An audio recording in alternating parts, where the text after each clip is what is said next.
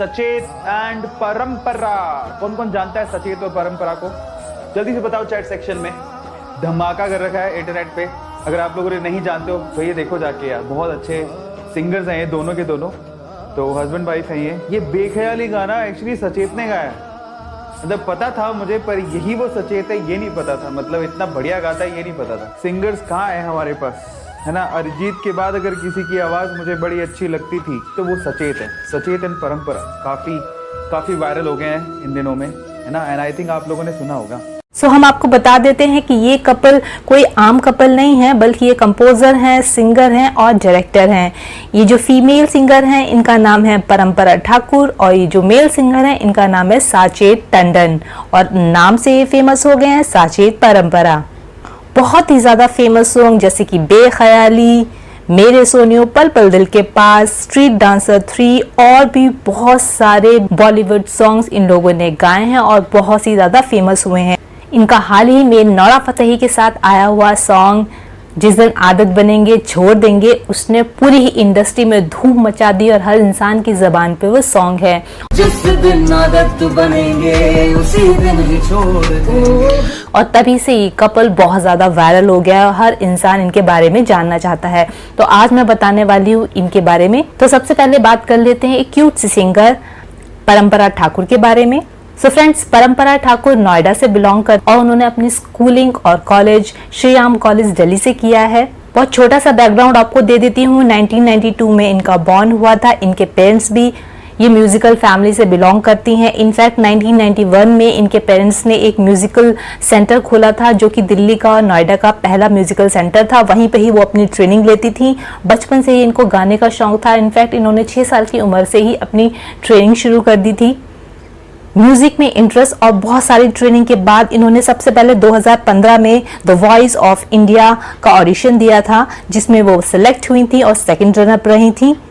वहीं दूसरी तरफ साचेत टंडन लखनऊ से बिलोंग करते हैं और उनकी फैमिली में कोई भी म्यूजिक इंडस्ट्री से नहीं है। म्यूजिकल फैमिली बिल्कुल भी नहीं है। उनकी फैमिली में किसी को भी म्यूजिक में इंटरेस्ट नहीं है। उन्होंने लखनऊ कॉलेज से अपनी पढ़ाई की है और उनको अपने शुरुआती टाइम में बहुत ज़्यादा स्ट्रगल करना पड़ा क्योंकि उनके पीछे म्यूजिकल बैकग्राउंड नहीं था। और साचेत भी द वॉइस ऑफ इंडिया में अपना ऑडिशन देने के लिए आए थे और वो ये सोच के आए थे कि ये मेरा लास्ट ऑडिशन होगा। बट देखिए, जब वो ऑडिशन के लिए आए तो हर एक जज उनको अपनी टीम में लेना चाहता था और हिमेश रेशमिया ने तो ये तक बोल दिया था कि आप मेरे गोल्डन शूज ले लीजिए बट मेरी टीम में आ जाइए। और इनको जजेस बहुत ज़्यादा पसंद करते थे। और हैरानी की बात यह है कि ये दोनों ही टॉप 4 में पहुंचे थे, बट विनर कोई भी नहीं बना था। उसके बाद जब ये सीजन ओवर हो गया तो इनका मिलना जुलना बिल्कुल ही बंद हो गया। फिर 5-6 महीने बाद मिका ने, जो कि पॉपुलर सिंगर है, उन्होंने एक पार्टी थ्रो की थी जिसमें इन दोनों को इन्वाइट किया। वहां पर ये दोनों आए और बहुत ही अच्छे दोस्त बन गए। फिर उन्होंने एक दूसरे के साथ काम करना शुरू किया।